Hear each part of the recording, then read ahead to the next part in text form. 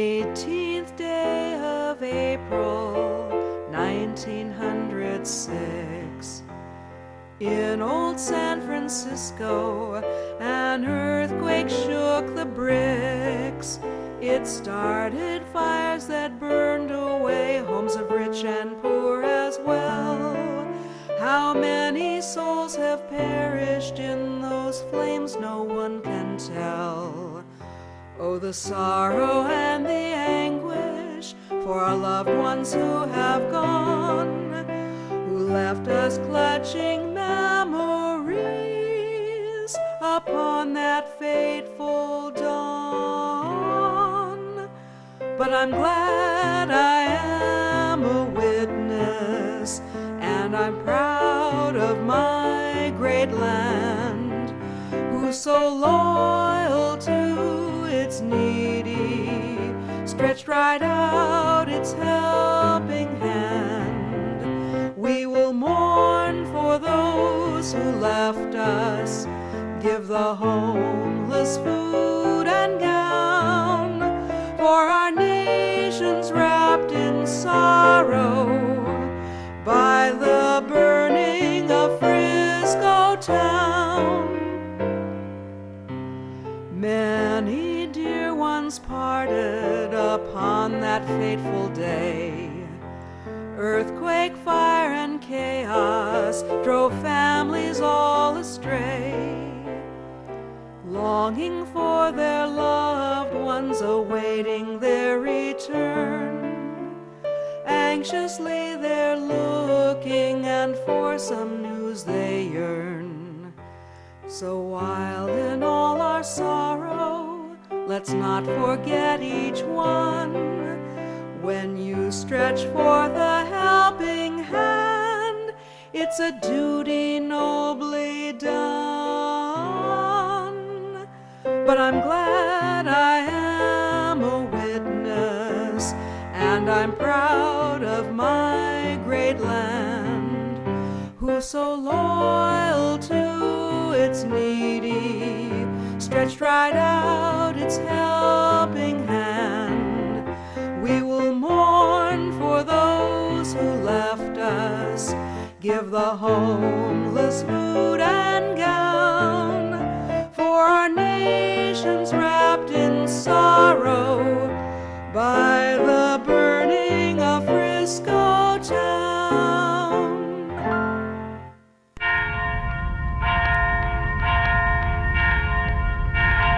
I try not to show that I tremble, but I know I'm a coward, although bold I appear. Oh, how can I ever call up my courage while horror and dread chill my heart? Here on this furious morning, sad and weary am I, alone and sore afraid. Heaven, to thee I humbly pray now, protect thou me and guide my way.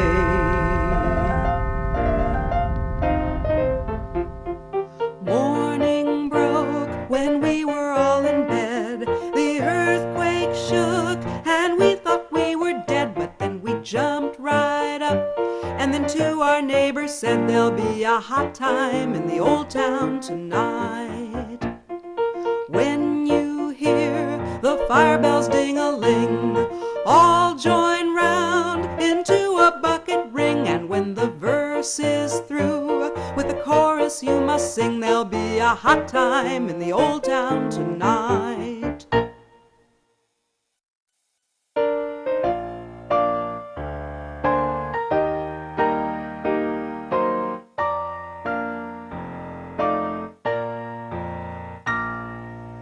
Everybody loves the sights of San Francisco, the place where sunsets glow.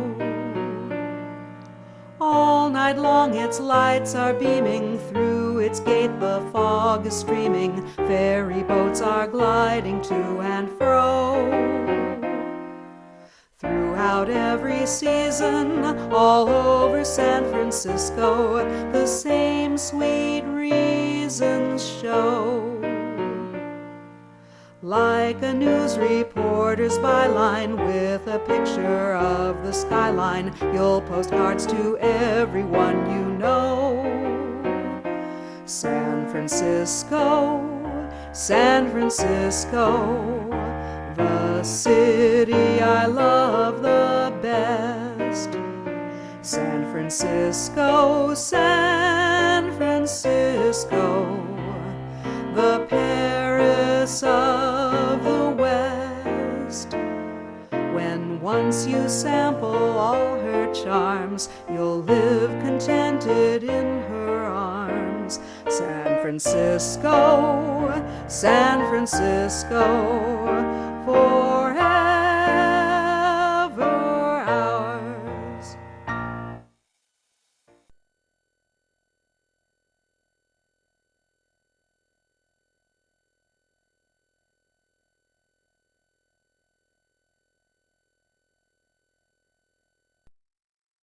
On Friday evening, April 13th, my brother George and his friend arrived from Philadelphia and New York.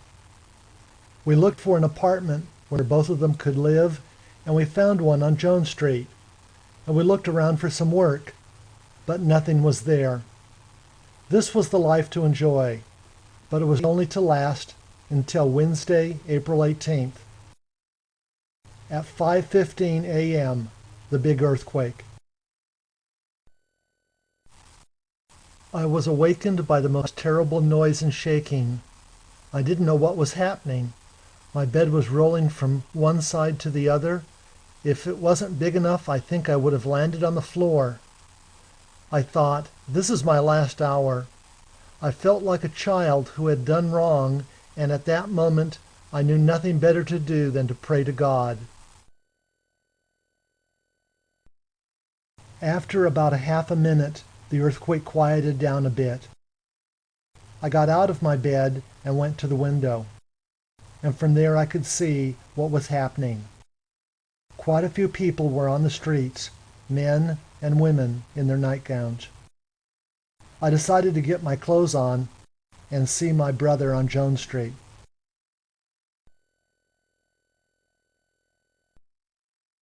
When I arrived to the street outside his house, I saw the fire on 11th Street. The church there was almost completely on the ground. The more debris I saw, the faster I started running to find my brother. I panicked, and it got worse from minute to minute. Market Street was horrible. No misfortune had hit them, and so we thought they were safe for the moment, but they weren't. When we arrived at Market Street, more people were there, and the fire had started burning on all corners. It was just horrible to see how the fire was jumping from one house to another. The flames were shooting up into the sky. Now the three of us started to get hungry, and so we decided to buy some bananas and oranges. We put them in our pockets and wandered off to a restaurant where we had a cup of coffee and a piece of pie.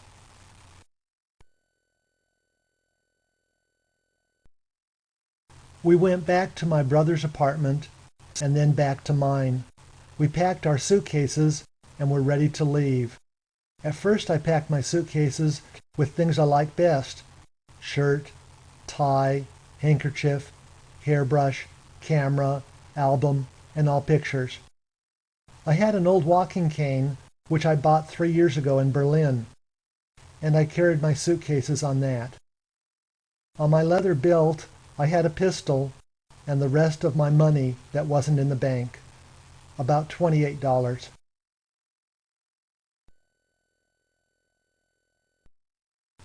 One thing that I forgot to mention before was that prior to packing, we went by my old place of employment, Sorensen's Company. As we arrived there at 10, the flames were coming from every angle, and I realized that I had lost all of my tools, about $100 worth. Thousands and thousands of people did not know where to spend the night, and did not know if their relatives were dead or alive. It was just gruesome.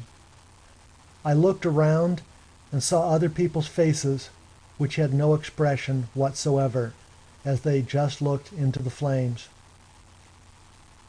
At 5 o'clock, we decided to leave the mountain, because to spend the night would have been too cold.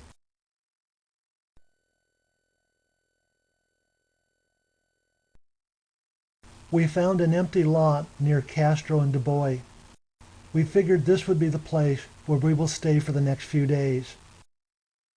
As we were ready to start building our room, a little boy came over and handed me a saw. And he told me that if we needed a hammer and nails, to come see his father.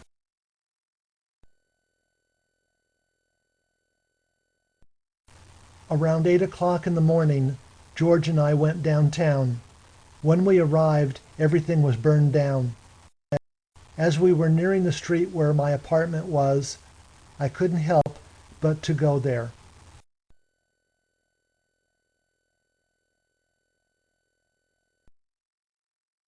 Nothing was left.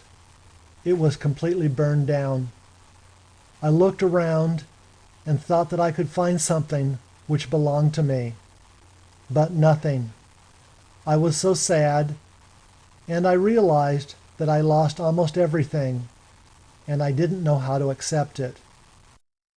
I asked George to take a picture in front of the house where I once lived, which no longer existed.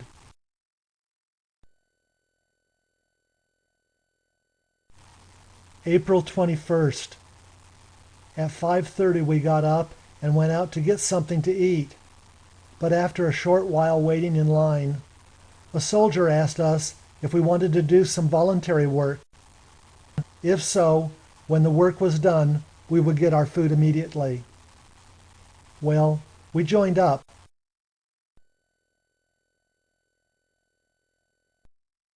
Later that day, we were stopped by a soldier who wouldn't let us pass. Again, they were looking for volunteers, but this time it wasn't volunteering. We had no choice. We had to clear out the streets with our hands.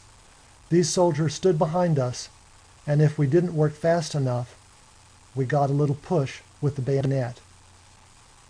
When we were done, the sergeant did come over and thank us.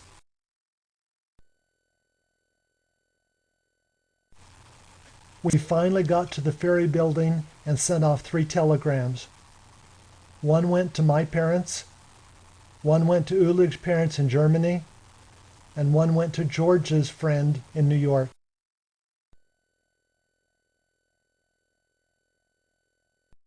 As Ulig and I were cleaning up the city, George had done a deed and found us a new home. The Whelans offered us their patio, which was completely enclosed.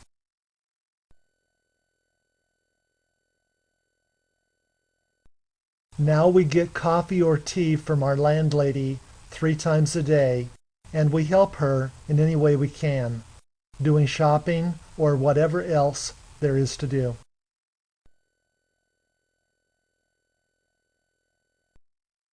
On April 29th, George and Ulig decided to go to Sacramento, hoping to find a job which would better suit them than cleaning up from the earthquake. On April 30th, I received a letter from Mr. Condi asking me to immediately come to Grass Valley and promising a job for at least a few days.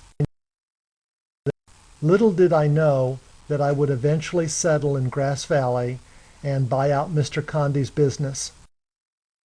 I remained in the jewelry business there for 34 years until July 22, 1944.